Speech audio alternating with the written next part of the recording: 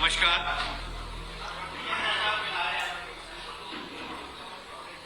मुझे बहुत प्रसन्नता है कि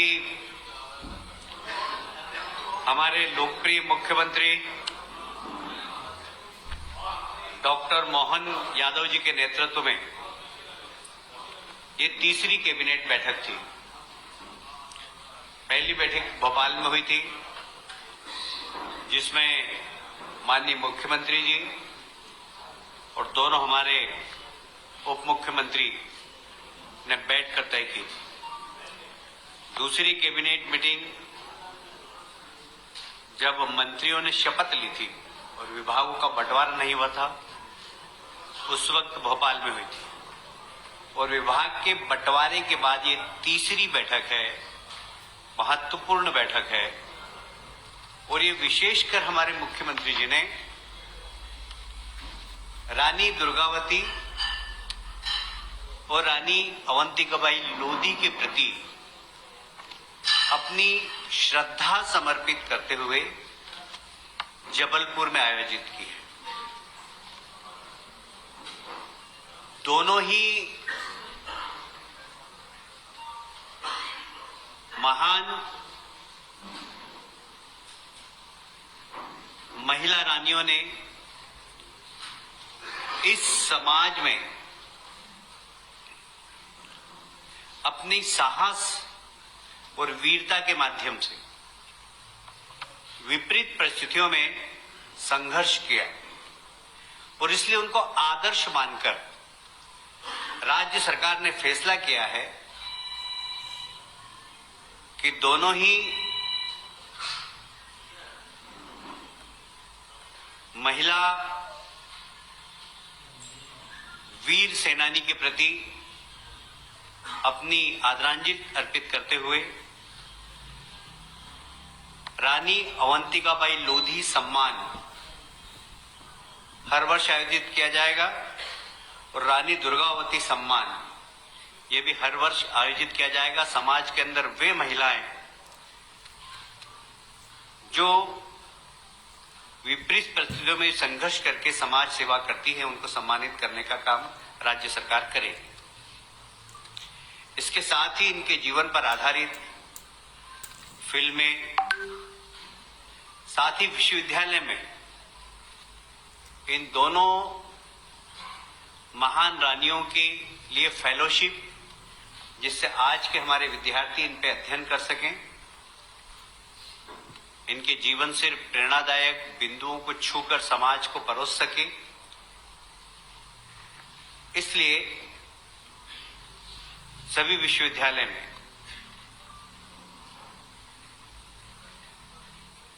विद्यालय और महाविद्यालय में पाठ्यक्रम में इनके जीवन की प्रेरणादायी विषय भी समाहित किया जाएगा। आप सभी जानते हैं, संकल्प 2023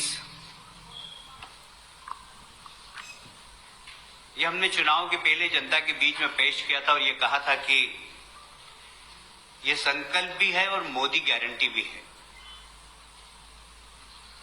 और इस मोदी गारंटी का सबसे महत्वपूर्ण बिंदु जो कि समाज के अति पिछड़े वर्ग से आते हैं, हमारे आदिवासी भाई जो तेंदुपत्ता तोड़ते हैं, उन तेंदुपत्ता तोड़ने वाले हमारे आदिवासी भाइयों को प्रति मानक बोरा, जैसा कि हमने 2023 के संकल्प पत्र में घोषणा की थी, 4,000 रुपए प्रति बोरा के हिसाब से आज कैबिनेट में निर्णय लिया गया है। मैं आपको स्मरण करना चाहता हूं कि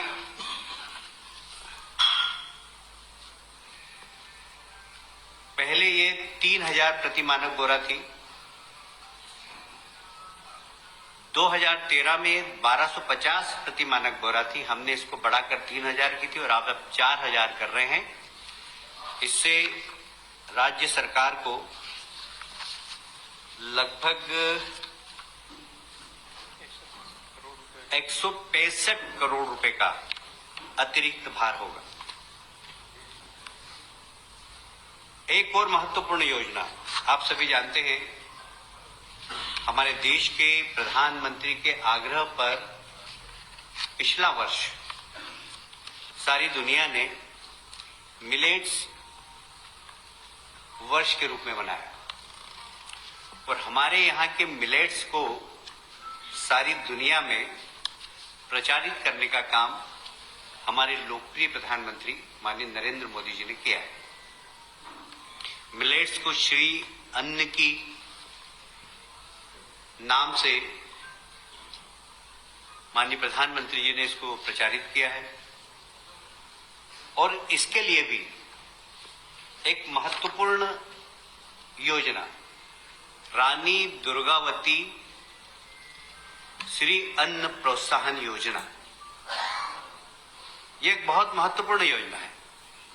इसमें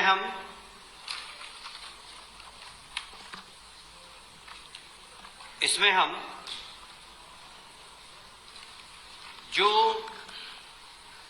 श्री अन्न उत्पादन करेंगे, साधारणतया ये श्री अन्न उत्पादन करने वाली वही पिछड़े वर्ग की जातियां हैं, वही अनुसूचित जाति और जनजाति के लोग ज्यादातर हैं इसमें,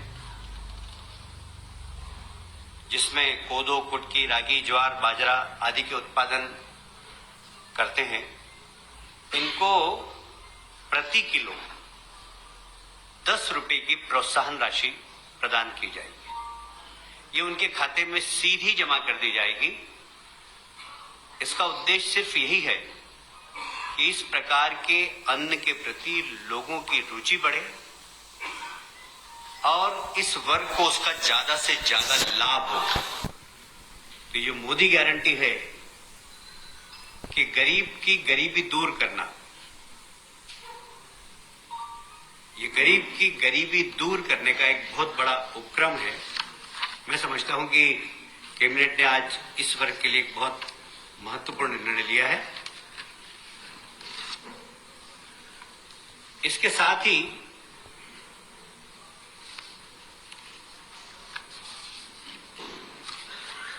आप जानते हैं कि 2003 में हमारे प्रदेश में जो सिंचाई का रकबा था वो लगभग 7 लाख हेक्टेयर के आसपास था। आज लगभग 45 लाख हेक्टेयर के आसपास है। हम इसको आने वाले समय में 65 लाख हेक्टेयर तक ले जाने की कोशिश कर रहे हैं और इसी को ध्यान में रखते हुए आज 32,000 करोड़ की सिंचाई योजनाओं को अनुमति प्रदान की है। सड़क के मामले में भी मुझे याद है 2003 में मैं पीडब्ल्यूडी मिनिस्टर था। इस प्रदेश के अंदर मात्र 60,000 70,000 किलोमीटर सड़कें थी, वो भी गड्ढे वाली। सिर्फ मध्य प्रदेश में एक देवास बाईपास ऐसा था जिसमें एक भी गड्ढा नहीं था, बाकी सारी सड़कें गड्ढे वाली थी। आज की तारीख में हमारे पास 5,11,000 किलोमीटर सड़कें हैं, जिसमें कि अधिकांश में गड्ढे नहीं है। ये एक बहुत बड़ी सड़क की क्रांति भारतीय जनता पार्टी की सरकार ने पिछले 20 वर्षों में की। इसको और आगे बढ़ाते हुए मध्य प्रदेश की डबल इंजन की सरकार, केंद्र सरकार के सहयोग से लगभग 4,500 करोड़ की सड़कें और बनाने का निर्णय आज की मंत्रिमंडल की बैठक में लिया गया है। ये इंफ्रास्ट्रक्चर प्रदेश का बढ़ाने की दिशा में एक बहुत बड़ा कदम है।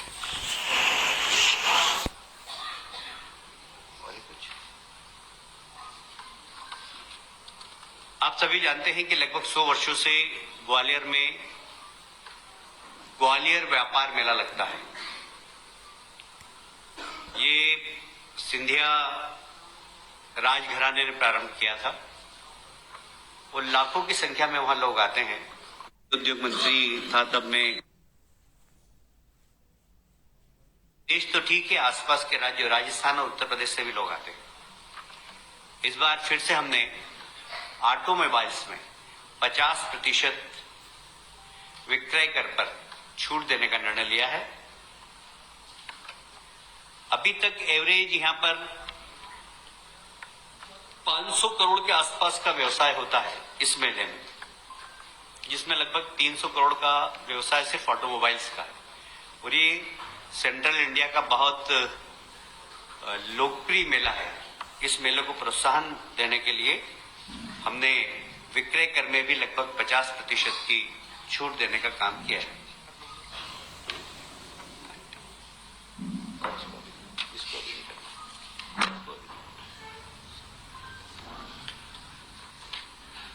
और भी कुछ अनौपचारिक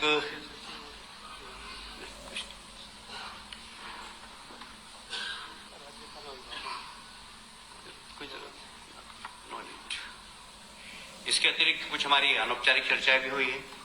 प्रदेश के विकास में हमें क्या क्या करना है, सारे मंत्रियों की भूमिका क्या हो।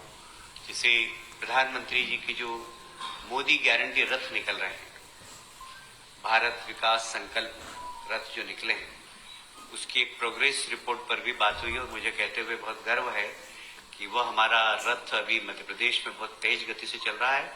और अभी एवरेज लगभग हमारी 40% यात्राएं कंप्लीट हो गई है, जिसमें जनता का बड़ा प्रोत्साहन भी मिल रहा है और लोगों को जन कल्याणकारी योजनाएं, गरीब कल्याण की योजनाओं का लाभ भी दे रहे हैं। जैसे आयुष्मान कार्ड बन रहे हैं वहां पर गरीब कल्याण की जितनी भी योजना है राज्य शासन के, प्रदेश सरकार की, हम सबके फॉर्म भरा रहे हैं। और ये बड़ा लोकप्रिय रथ गांव-गांव में जाकर गरीब कल्याण की योजना से जो हितग्राही है, जो वास्तव में इसके हकदार हैं, उनको हक देने का काम कर रहा है। बहुत बहुत धन्यवाद।